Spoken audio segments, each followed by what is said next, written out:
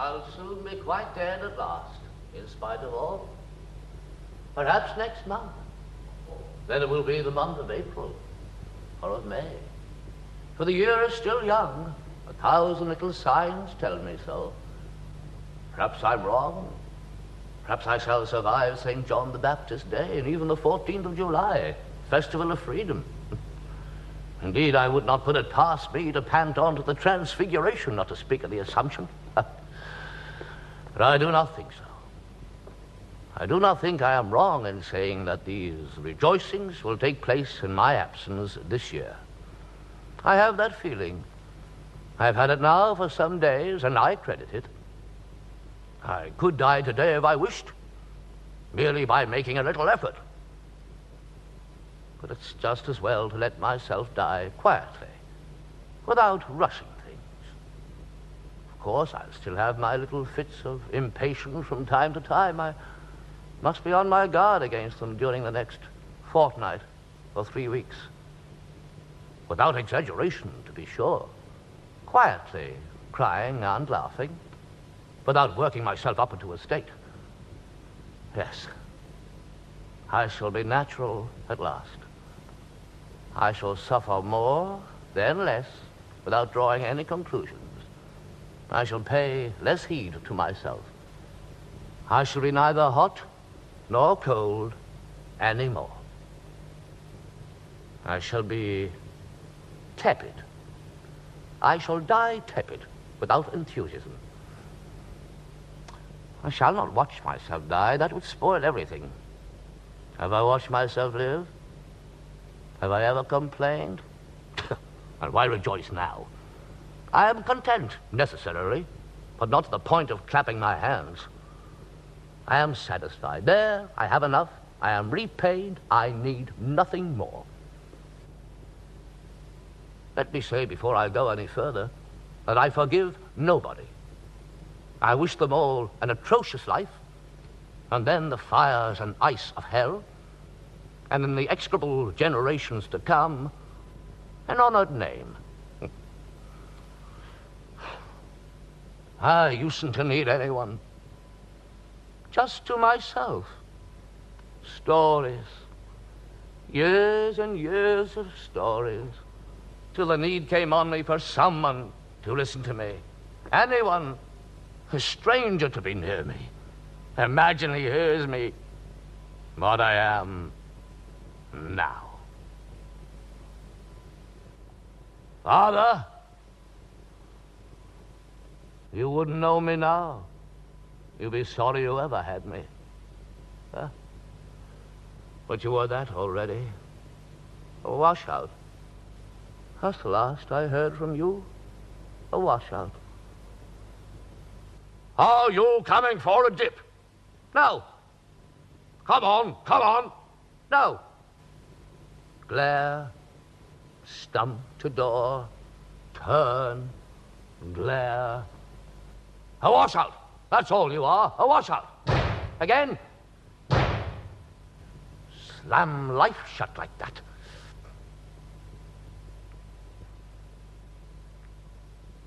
Washout.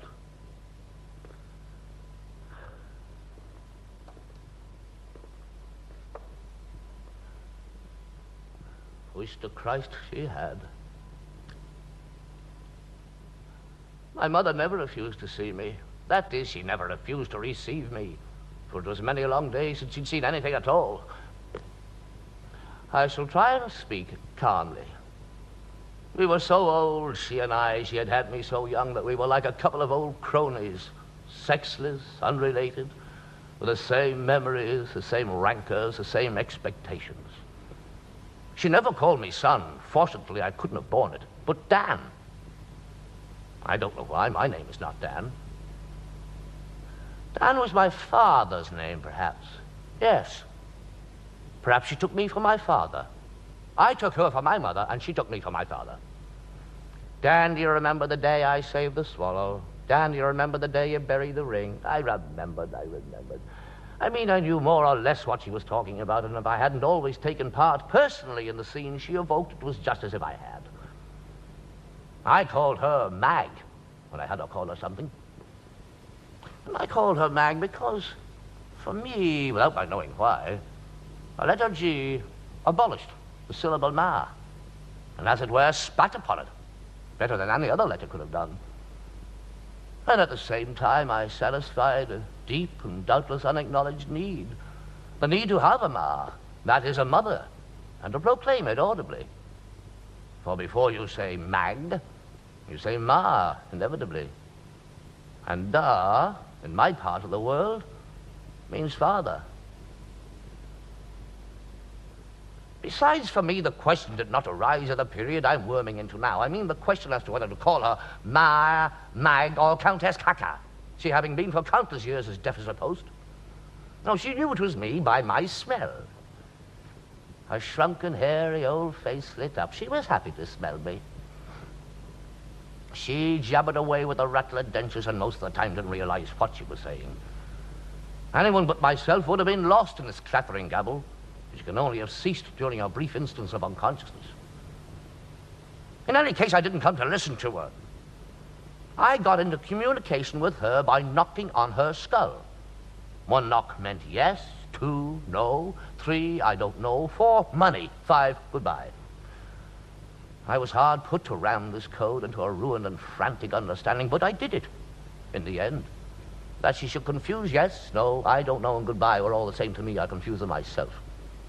But that she should associate the 4 knocks with anything but money was something to be avoided at all costs. During the period of training, therefore, at the same time as I administered the 4 knocks on the skull, I stuck a banknote under her nose or in her mouth. The innocence of my heart, for she seemed to have lost, if not absolutely all notion of mensuration, at least the faculty of counting beyond 2. It was too far for her. The distance was too great from 1 to 4. By the time she came to the 4th knock, she imagined she was still at the 2nd. The first 2 having been erased from her memory as completely as if they'd never been felt. She must have thought I was saying no to her all the time, whereas nothing could have been further from my purpose. Enlightened then by these considerations, I looked for and finally found a more effective means of putting the idea of money into her head. Now, this consisted of replacing the 4 knocks of the index knuckle by 1 or more, according to my needs, thumps of the fist on her skull. That she understood. In any case, I didn't come for the money. I took her money, but I didn't come for that. My mother. I don't think too harshly of her. Back to that far day. Oh, any far day. And from its dim, granted ground and its things to the sky. The eyes raised and back again. Raised again and back again.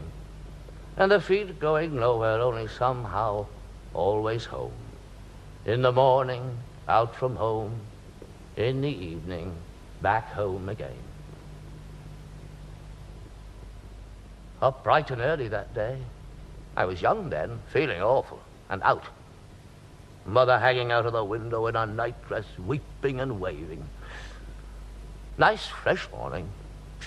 Bright too early as so often. Feeling really awful. Very violent. Sky would soon darken and rain fall and go on falling all day till evening, then blue and sun again a second, then night. Feeling all this, how violent and the kind of day, I stopped and turned.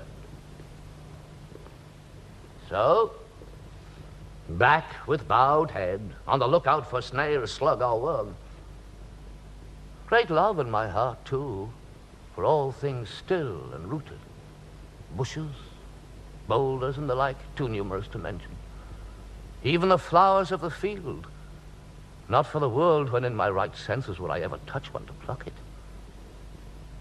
Or as a bird now, or a butterfly, fluttering about and getting in my way. All moving things getting in my path, a slug now getting under my feet. No mercy.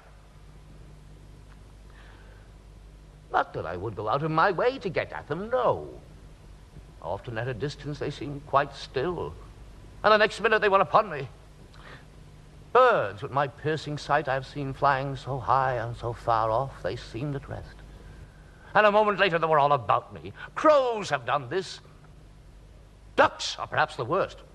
To be suddenly stamping and stumbling in the midst of ducks or hens, any class of poultry. Few things are worse. Nor would I go out of my way to avoid such things when avoidable. No. I will simply not go out of my way. Though I have never in my life been on my way anywhere. Not simply on my way. And in this way I have gone through great thickets, bleeding, deep into bogs, water too, even the sea in some moods, and been carried out of my course or driven back, so as not to drown. And that's perhaps the way I shall die at last, if they don't catch me. I mean drowned. Or on fire. Yes, perhaps that's how I shall do it at last. Walking furious headlong into fire and dying burned to bits. Then I raised my eyes and saw my mother still in the window waving. Waving me back or on, I don't know, and just waving. Sad, helpless love. I heard faintly her cries. The window frame was green, pale, and the house wall grey, and my mother white, so thin I could see past her into the dark of the room. And on all that full the not long risen sun, and all small because of the distance, very pretty really, the whole thing, I remember it. The old grey, and then the thin green surround, and the thin white against the dark. If only she could have stayed still and let me look at it. No, for once in my life I wanted to stand and look at something I couldn't with her there, waving and fluttering and swaying in and out of the window as though she were doing exercises. For all I know, she might have been. Not bothering about me at all. Shh. No tenacity of purpose. That's another thing I didn't like about her. 1 week it would be exercises, the next prayers and Bible reading, the next gardening, the next playing the piano and singing. That was awful. And then just lying around, resting, always changing. Oh, nothing mattered to me. I was always out. But let me get on with this day I have hit on to begin with, and the other will have done just as well. Yes, on with it, out of my way, and on to the next. Enough of my mother for the moment. For a time then, all well, no trouble, no birds at me, nothing across my path except in a great distance, a white horse, followed by a boy, or it might have been a small man or woman. This is the only completely white horse I remember. What I believe the Germans call a skimmer. Oh, I was very quick as a boy, picked up a lot of hard knowledge. Skimmer. Nice word for an English speaker. The sun was full upon it as shortly before on my mother, and it seemed to have a red band or stripe running down its side. I thought perhaps a belly band, perhaps the horse was being taken somewhere to be harnessed to a trap or such like. It crossed my path a long way off, then vanished behind greenery, I suppose. All I noticed was the sudden appearance of the horse, then disappearance. It was bright white with the sun on it. I'd never seen such a horse, though often heard of them. I never saw another. White, I must say, has always affected me strongly. All white things, sheets, walls, and so on. Even flowers. And then just white. The thought of white, without more. But let me get on with this day and get it over. All well then for a time, just the violence and then this white horse, when suddenly I flew into most savage rage, really blinding. Why this sudden rage, I really do not know. These sudden rages, they made my life a misery. Many other things too have done this. My sore throat, for example, I've never known what it is to be without a sore throat. And the rages were the worst. like a great wind suddenly rising inside. No, I can't describe. It wasn't the violence getting worse in any case, nothing to do with that. Some days I would be feeling violent all day, never have a rage. Other days quite quiet for me and have 4 or 5. No, there's no accounting for it. There's no accounting for anything. For a mind like the one I always had, always on the alert against itself. There was a time I tried to get relief by beating my head against something, but I gave it up. The best thing I found was to start running. Perhaps I should mention here that I was a very slow walker. I didn't dally or loiter in any way, just walked very slowly. Little short steps in the feet, very slow through the air. On the other hand, I must have been quite one of the fastest runners the world has ever seen over a short distance. 5 or 10 yards in a second I was there. I could not go on at that speed. Not for breathlessness. It was mental. All is mental. Figments. Now, the jog trot, on the other hand, I could no more do that than I could fly. No, with me all was slow, and then these flashes or gushes. Fence the pent. That was one of those things I used to say to myself over and over as I went along. Vent the pent. Vent the pent. Fortunately, my father died when I was a boy. Otherwise, I might have been a professor. He had his heart set on it. Oh, a very fair scholar I was, too. No thought, but a great memory. One time I told him about Milton's cosmology. Way up in the mountains we were, resting against a huge rock, looking out to sea. That impressed him greatly. Love, too, often in my thoughts when a boy, but not a great deal compared to other boys. Kept me awake, I found. Never loved anyone, I think. I'd remember, except in my dreams. And there it was animals, dream animals, oh, not what you see walking about the country. I couldn't describe them. Lovely creatures they were. White, mostly.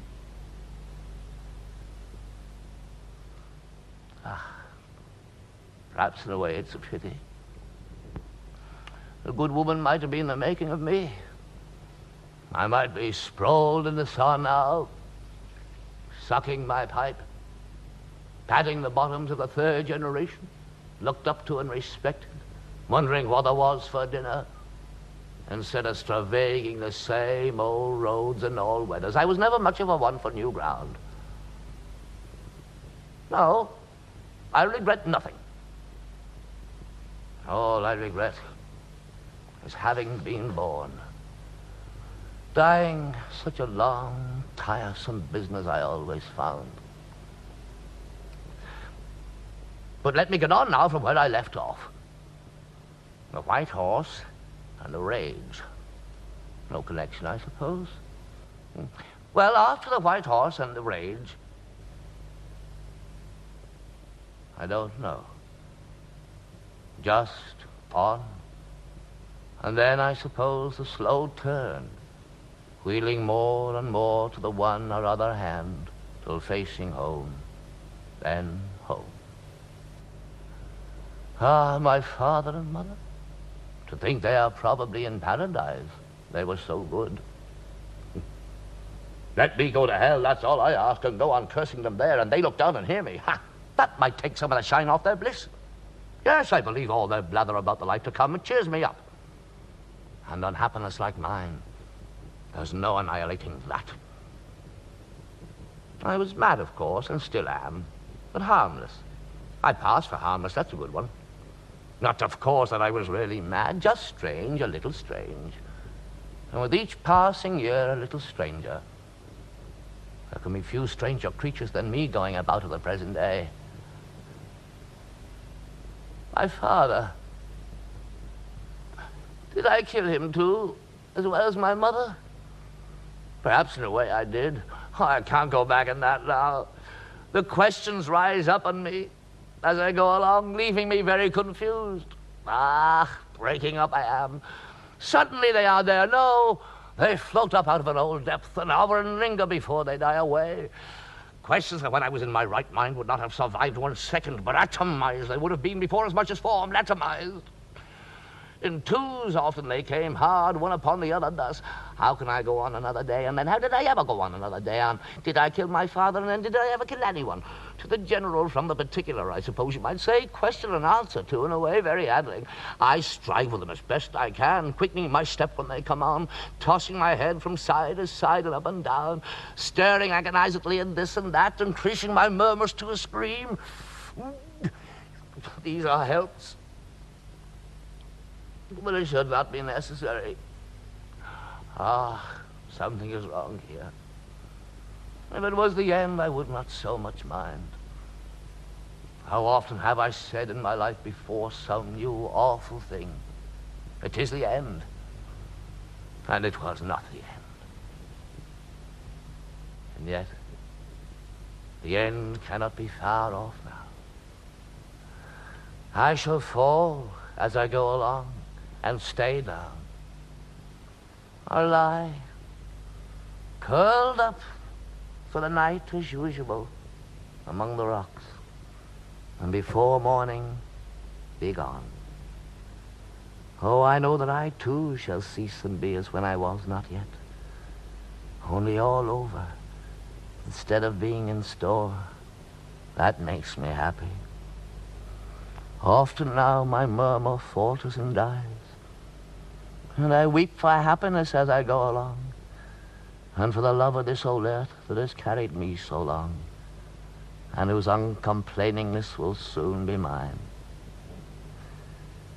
Just under the surface I shall be, altogether at first, then separate and drift through all the earth, and then perhaps, in the end, through a cliff into the sea.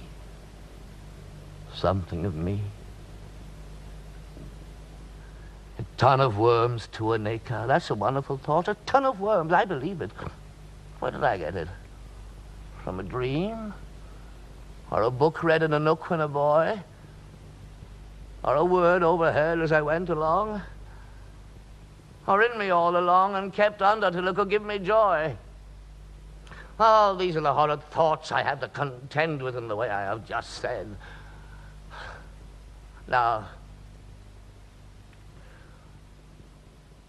is there nothing to add to this day with the white horse and white mother in the window, before I pass on to another day at a later time? Anything to add before I pass on in time, skipping hundreds and even thousands of days in the way I couldn't for time, but had to get through somehow, until I came to the one I'm coming to now? No, nothing. All is gone, but mother in the window, the violence, rage, and rain. So, on to this second day and get it over, and out of my way and on to the next. What happens now is I am set upon and pursued by a family or tribe, I don't know, of stoats. Most extraordinary thing. I think they were stoats. Indeed, if I may say so, I was fortunate to get off with my life. Anyone else would have been bitten and bled to death. Perhaps such white, like a rabbit. I know I could never think, but if I could have and had then, I would have just lain down and let myself be destroyed like the rabbit does. But let me start, as always, with the morning and the getting out. When a day comes back, whatever the reason, its morning and its evening, too, are there, though in themselves quite unremarkable. The going out and the coming home. There's the remarkable thing I find. So up then in the grey of dawn, very weak and shaky after an atrocious night, little dreaming what lay in store, out and off.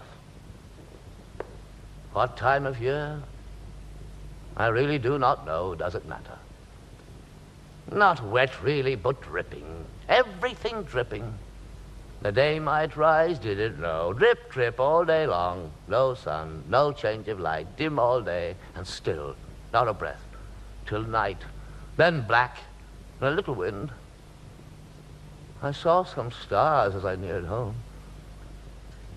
But I was hardly down the stairs and out into the air when the stick fell from my hands and I sank down onto my knees on the ground and then forward on my face. Most extraordinary thing. And after a little over on my back. I could never lie on my face for any length of time, much as I loved it, but made me feel sick. And lay there half an hour, perhaps, with my arms along my sides, the palms of my hands against the pebbles, and my eyes wide open, straying over the sky. Now, was this my first experience of this kind? That is the question that immediately assails one. Falls I had had in plenty. Of the kind after which, unless a limb broken, you pick yourself up and go on cursing God and man. Oh, very different from this. But so much life gone from knowledge, how know when all began. All the variants of the one, that one by one their venom staling, follow one upon another all lifelong till you succumb. So that in some ways even olden things each time are first things. No two breaths the same, all are going over and over, all once and nevermore. Over, over. There's a soft place in my heart for all that is over. No, for the being over. I love the word. Words have been my only loves, not many. Often all day long as I went along, I would be saying it. And sometimes I would be saying, Vero, oh, Vero. Oh, but for those awful fidgets I've always had, I would have spent my life in a big, empty, echoing room with a big old pendulum clock, just listening and dozing. The case open so that I could see the swinging, my eyes moving to and fro, lead weights dangling lower and lower, till I got up out of my chair and wound them up again once a week. The third day was the look I got from the roadman. Suddenly I see that now. A ragged old brute, bent double down in the ditch, leaning on his spade or whatever it was, leering round and up at me from under the brim of his slouch. A red mouth. How it is, I wonder I saw him at all. That's more like it. The day I saw the look I got from Balf, I went in terror of him as a child. Now he is dead, and I resemble him. But let us pass on from these old scenes and come to these and my reward. Then it will not be as now, day after day, on, out, round, back, in, like leaves turning or torn out and thrown, crumpled away, for a long unbroken time without before or after, light or dark, from or towards or at. The old half-knowledge of when and where gone and of what, but kinds of things still, all at once, all going, till nothing. There never was anything, never can be. Life and death, all nothing, that kind of thing. Except a voice, dreaming and droning on all round. That is something. A voice that was once in your mouth. Well, once out on the road and free of the property, what then? I really do not know. The next thing I found myself up in the bracken, lashing about with a stick, making the drops fly, and cursing filthy language, using the same words over and over. I hope nobody heard me. Throat very bad. To swallow was torment. And something wrong with an ear. I kept poking at it without relief. Old wax, perhaps, pressing against the drum. Extraordinarily still over the land. And in me, too, all quite still. A coincidence. Why the curses were pouring out of me, I really do not know. No, that's a foolish thing to say. And the lashing about with a stick. What possessed me, mild and weak, to be doing that as I struggled along? Is the stoats now? No. First I'd just sink down again and disappear in the ferns. Up to my waist they were as I went along. Harsh things, these great ferns. Like starched, very woody, terrible stalks. Take the skin off your legs through your trousers. And the holes they hide. Break your leg if you're not careful. Fall and vanish from view. You could lie there for weeks and no one would hear you. I often thought of that up there in the mountains. No, that is a foolish thing to say. Just went on, my body doing its best without.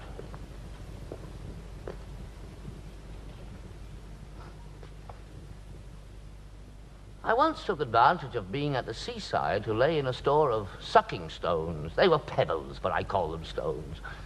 Yes, on this occasion I laid in a considerable store. I distributed them equally between my 4 pockets and sucked them, turn and turn about. Now this raised a problem which I first solved in the following way. I had, say, 16 stones, 4 in each of 4 pockets, those being the 2 pockets of my trousers and the 2 pockets of my greatcoat. Taking a stone from the right pocket of my greatcoat and putting it in my mouth, I replaced it in the right pocket of my greatcoat by a stone from the right pocket of my trousers, which I replaced by a stone in the left pocket of my trousers, which I replaced by a stone from the left pocket of my greatcoat, which I replaced by the stone that was in my mouth as soon as I had finished sucking it. Thus there were still 4 stones in each of my 4 pockets, but not quite the same stones. And when the desire to suck took hold of me again, I drew again on the right pocket of my greatcoat, certain of not taking the same stone as the last time, and while I sucked it, I rearranged the other stones in the way I have just described, and so on.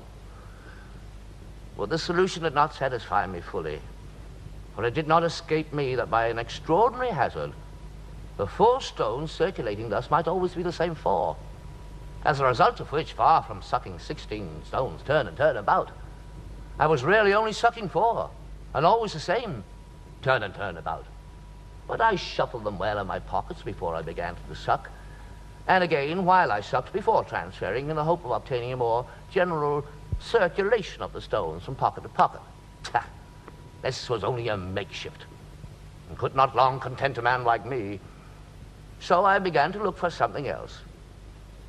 And the first thing I hit upon was that I might do better to transfer the stones 4 by 4 instead of 1 by 1. That is to say, during the sucking, to take the 3 stones remaining in the right pocket of my greatcoat and replace them by the 4 in the right pocket of my trousers, and these by the 4 in the left pocket of my trousers, and these by the 4 in the left pocket of my greatcoat, and finally these by the 3 from the right pocket of my greatcoat, plus the 1, as soon as I finished sucking it, that was in my mouth. Yes.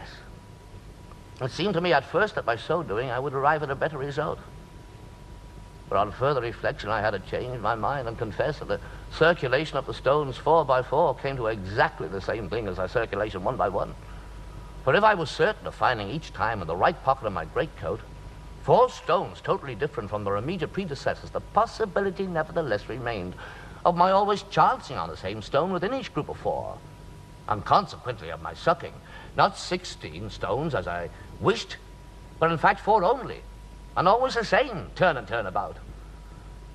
So I had to seek elsewhere than in the mode of circulation, for no matter how I allowed the stones to circulate, I always ran the same risk.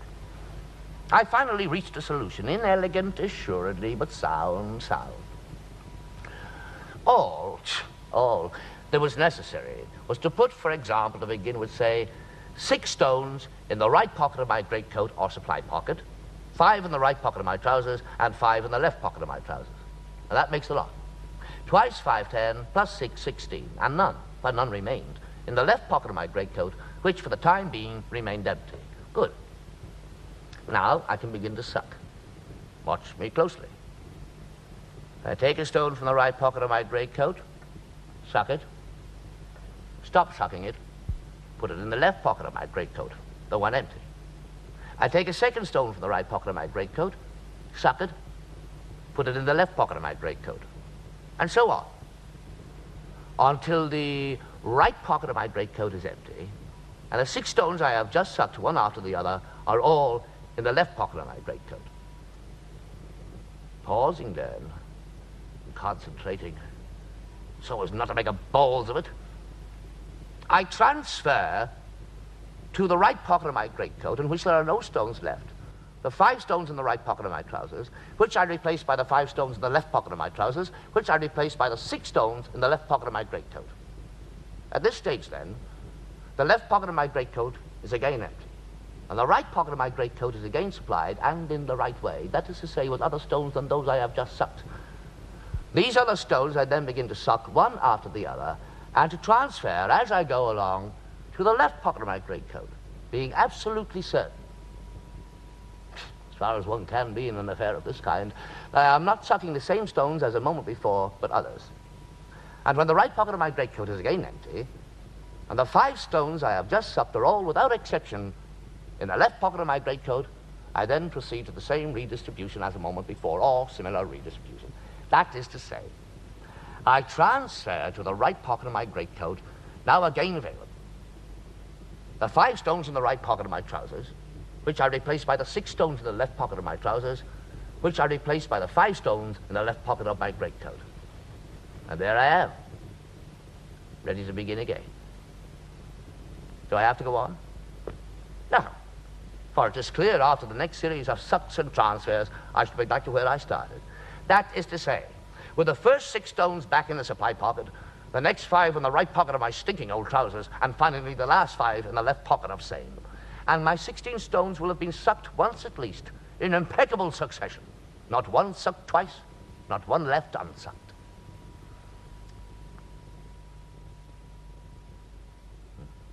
But deep down I didn't give a tinker's curse. For it was all the same to me whether I sucked a different stone each time or the same stone till the end of time. For they all tasted exactly the same. And if I had collected 16, it wasn't to suck them turn and turn about, but simply to have a little store so as never to be without. And deep down I didn't give a fiddler's damn about being without. When they were all gone, they would be all gone. I wouldn't be any the worse off, or hardly any. So the solution to which I rallied in the end was to throw away all the stones but one, which I kept now in one pocket, now in another, which I of course soon lost, or threw away, or gave away, or swallowed.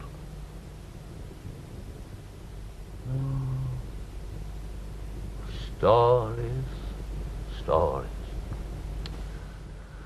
I never finished any of them. I never finished anything.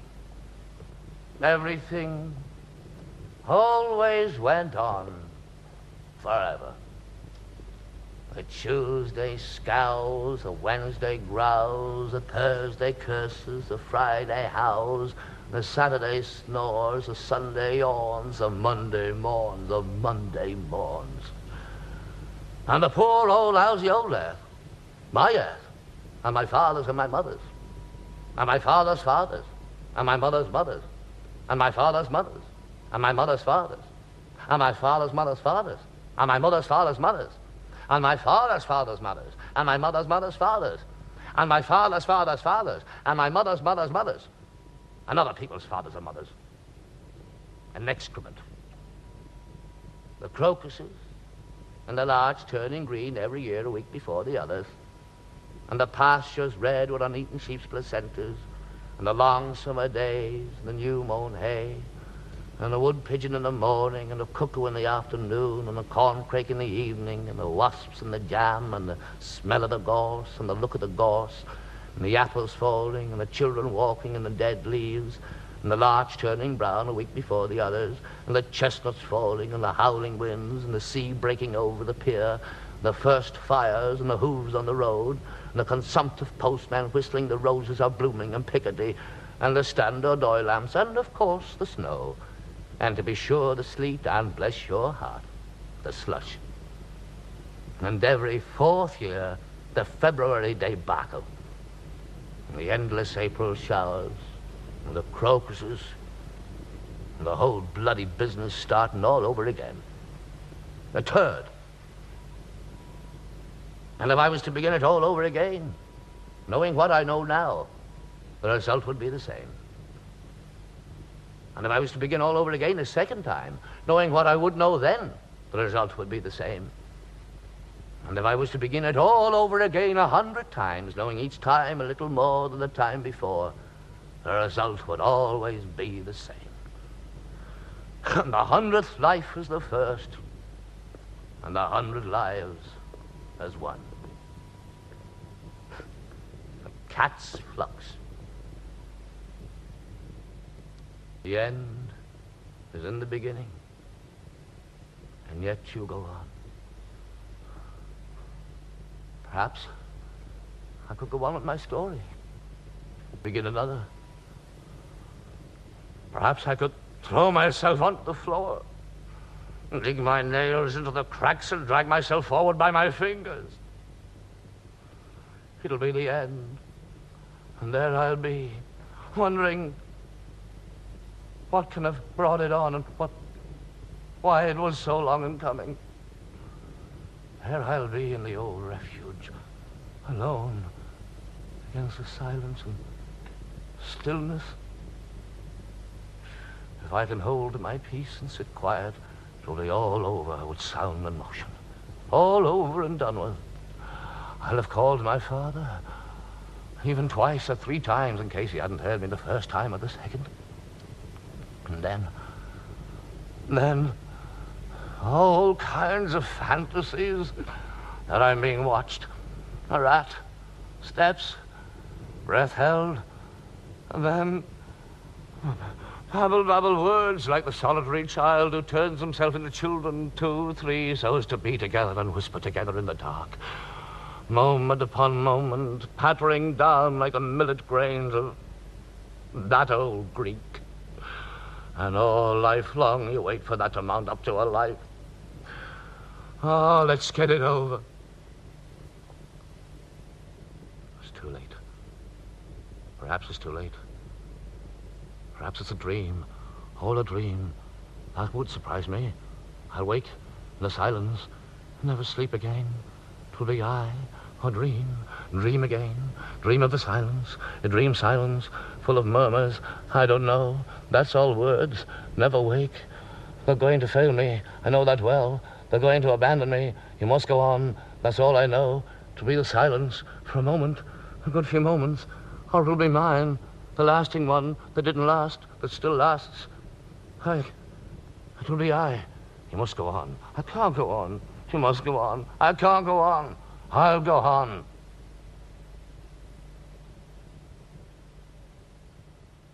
I say to myself sometimes, you must learn to suffer better than that if you want them to weary of punishing you one day. I say to myself sometimes, you must be there better than that if you want them to let you go one day. For I feel too old and too far to form new habits. Good. It'll never end. I'll never go. Then one day, suddenly it ends, it changes. I don't understand. It dies, or it's me. I don't understand that either. I ask the words that remain. Sleeping, waking, morning, evening. They have nothing to say. I open the door of the cell and go. I am so bowed I only see my feet if I open my eyes. And between my legs, a little trail of black dust. I say to myself that the earth is extinguished, though I never saw it lit. It's easy going, When I fall, I'll weep for happiness. Asylum under my tread, all this day.